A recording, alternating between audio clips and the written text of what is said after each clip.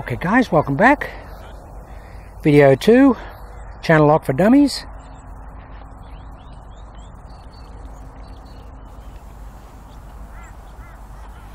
Yeah, so guys, as long as you apply the protocol, and the protocol is simply this.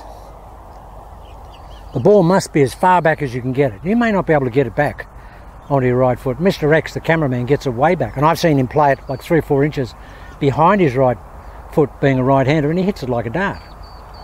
I can't play it that, but he's very flexible in the hip extensors, and he's a lot younger. He's 42 or 43 or something, but very flexible guy. He's really almost double, triple jointed.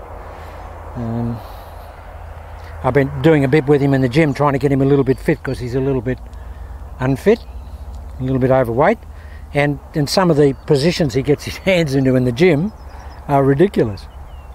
His range of motion's crazy, so he can do that. I can't do that. But basically, guys, as long as you apply the basic protocol, which is back here, and in order to get the ball, look, you can have your hands there if you want to. Have your hands there if you want to. But I find that, generally speaking, for most people, the more shaft lean you get on the golf club, the more it opens the face. Now, you can probably live with that if you're more comfortable with having a bit of shaft lean on the club with an open club face, because you just aim a little bit further to the left, just turn everything around further to the left, because the open club face will push the ball more to the right. But that doesn't matter. I mean, if you're happy with that and you're comfortable with it, do it. I just feel very comfortable here, and I like the feeling of this being in one line. Yeah, look, I have the best intentions of doing that, and sometimes I'll get a little bit of this, but invariably it's here. And I want to feel, even though I don't feel exactly that, because if you look at MMI Golf, Bill Phillips did a video yesterday and he explained it brilliantly.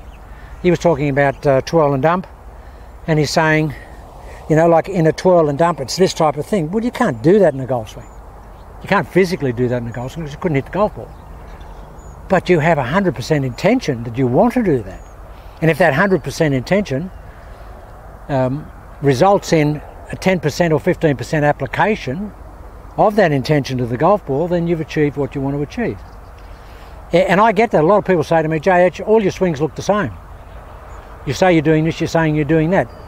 Well, I am saying that I'm doing that because I'm trying to do that, and I have the intention of doing that. And I can assure you guys, every swing that I've ever done, where I have a different intention, I've got a different ball flight resultant. Every single one. Otherwise I wouldn't do it. So even though it's not obvious that the intention is nothing like the non-dynamic. Well, this is dynamic, but it's not high speed dynamic. So if I was going to twirl and dump, which I did when I was explaining the Martin Ayres swing, I wasn't doing that in the golf swing, but I was doing applying a portion of that. With 100% intention, getting probably 10 or 15% differential in my golf swing, because my ball flight was entirely different. And the same with channel lock. Channel lock might look the same in the backswing, but I tell you what, guys, it feels like that. And if I can feel like that and get that, that's all I want, because that tells me that I'm applying the intention that I want. And that was just a digression, but Bill Phillips on MMI Golf, he explained it brilliantly. I couldn't have done better myself. Couldn't have even got close. He explained it brilliantly. Perceptive boy, our Billy. If you see this, Billy, how are you, mate? Good guy. And this is what you want. You want on YouTube, you want these down-to-earth, salt-of-the-earth type people out there. Lots of guys with their little websites now. Michael Broderick and Billy and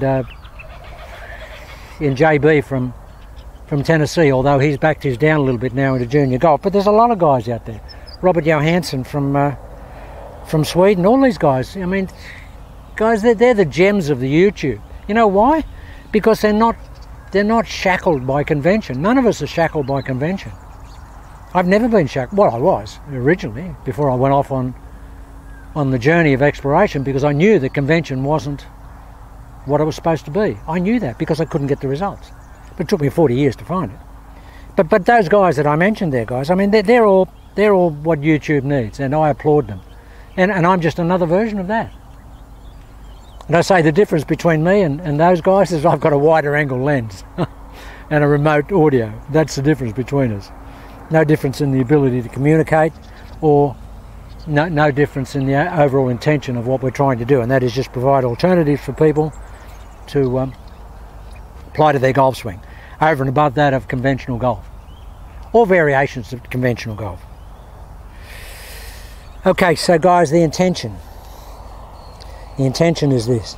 And as you can see, I'm very much now automatic pilot, in that because I've obviously got this alignment here, and then I'm just bringing this up, and then I'm just back cocking.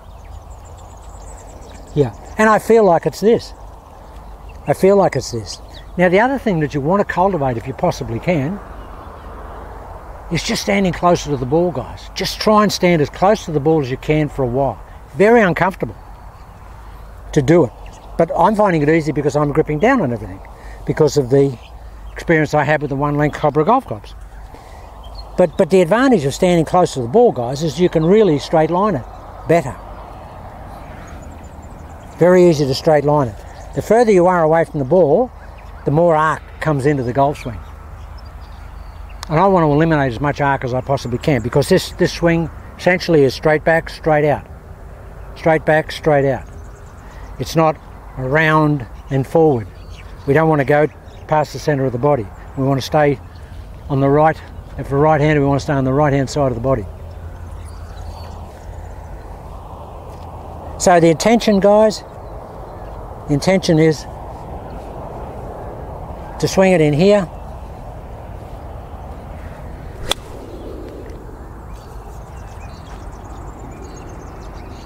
First swing of the day.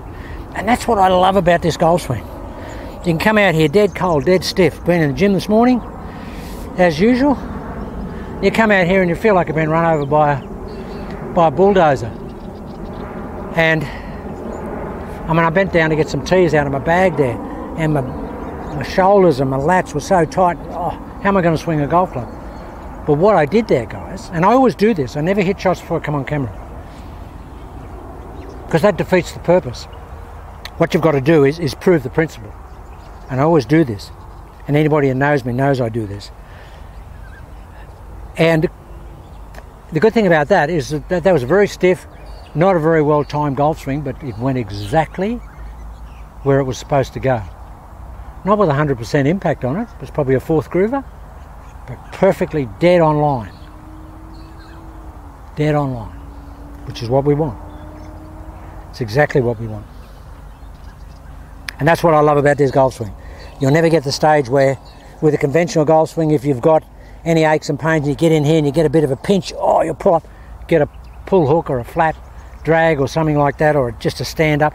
Here you can't. Even if you're stiff, even if you're stiff and you take the club back here, even if you're stiff, because there's not a lot of rotation going on and not a lot of transfer of mass and stuff, you just basically, you can just stand still.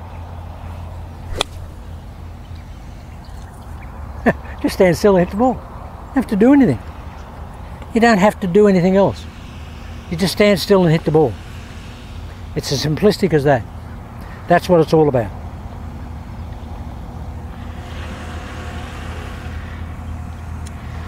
Just wait till the tractor goes by.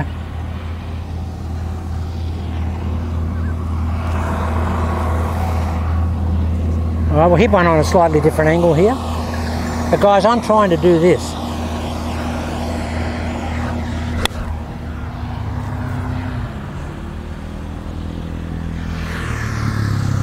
Now that's just an absolute bullet.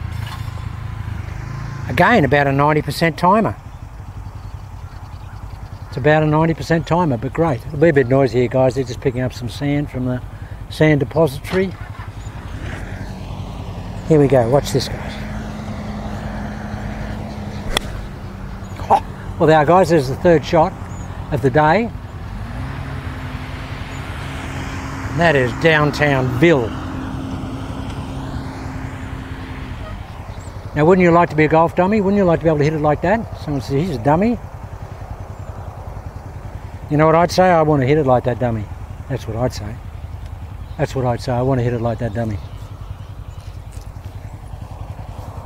But the intention, guys, the intention's this.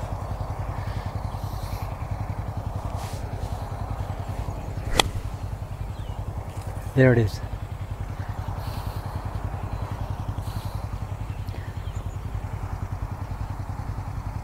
That just scared me a little bit.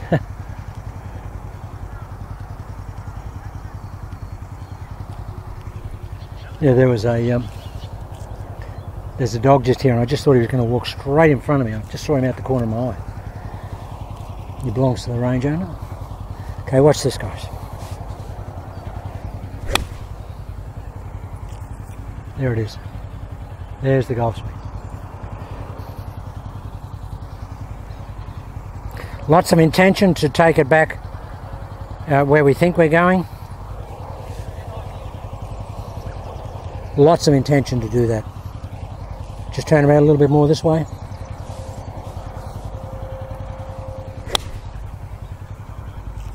Now guys, the point I want to make.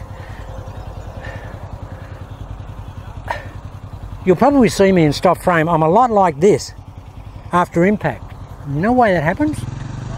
Because this left shoulder is a blocker, or the lead shoulder is a blocker.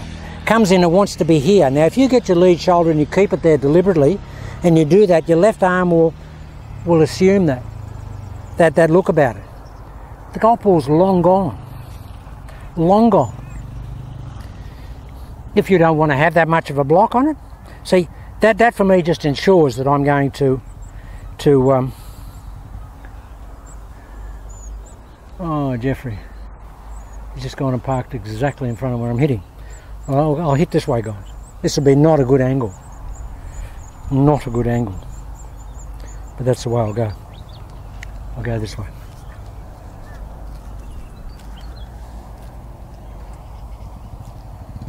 Watch this, guys.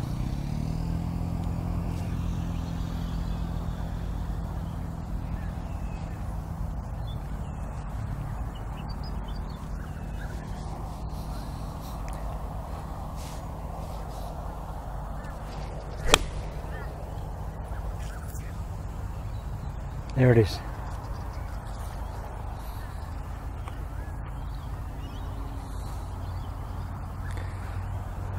Now this will be a blocker. This lead side will always be a blocker.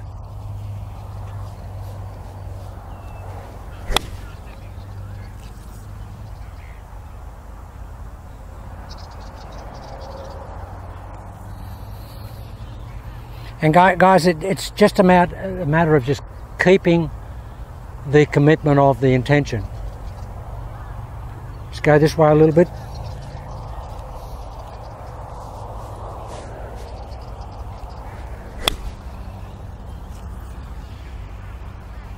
Okay guys, I'm going to have to cut it there because the guys are out here on the range. They're doing something with the watering system. But it's all about intention.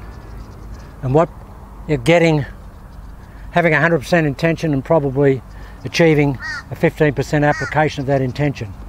But I can assure you guys that's exactly what happens with the shots, because the shots have always got the shape that I want by way of the intention. So clearly I'm applying the intention even though I don't look like I am. Okay guys, we'll do some more later on with a little bit more intrinsic information.